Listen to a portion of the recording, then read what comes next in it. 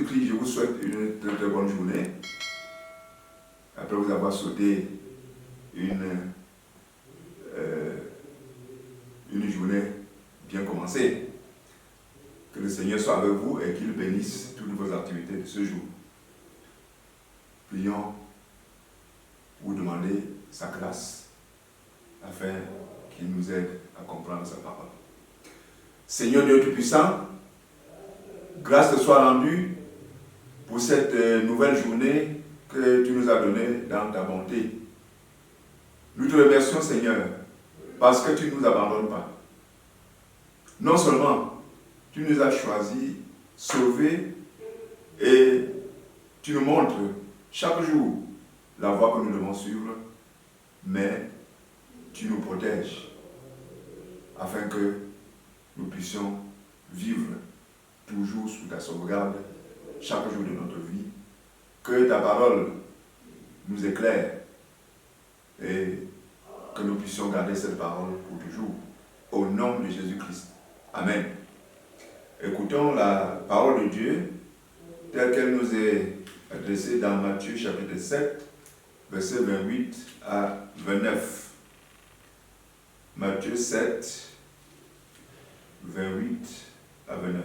Là, il est écrit: Après que Jésus eut achevé ses discours, la foule fut frappée de sa doctrine, car il enseignait comme ayant autorité et non pas comme leurs scribes.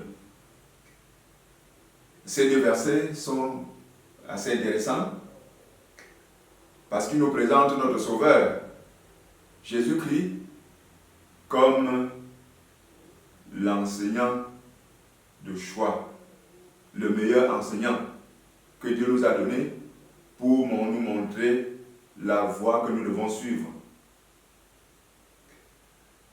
Les Juifs avaient des enseignants, les scribes, qui leur enseignaient ce qu'ils voulaient. Mais leur enseignement ne les menait pas toujours vers la bonne direction. Mais Jésus, quant à lui, n'enseignait pas n'importe quoi. Jésus, c'est la parole de Dieu, devenu un être humain. Jésus était rempli du Saint-Esprit. Et ce qu'il disait, il ne disait pas n'importe quoi. Il n'enseignait pas n'importe quoi. Il enseignait ce que les êtres humains avaient besoin de savoir pour mener une existence terrestre telle que Dieu le veut, pour se préparer à avoir leur place auprès de Dieu après leur départ de cette terre. Et c'est pour cette raison que ces deux versets nous montrent comment les gens étaient vraiment frappés par ce qu'il enseignait, par sa doctrine.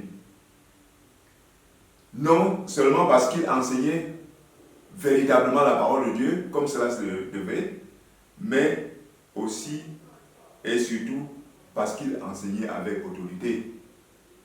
Il ne bricolait pas. Il n'imaginait pas ce qu'il disait. Ce qu'il disait, il avait ça en lui-même. De toutes les façons, Jésus-Christ était la parole de Dieu. Il reste la parole de Dieu.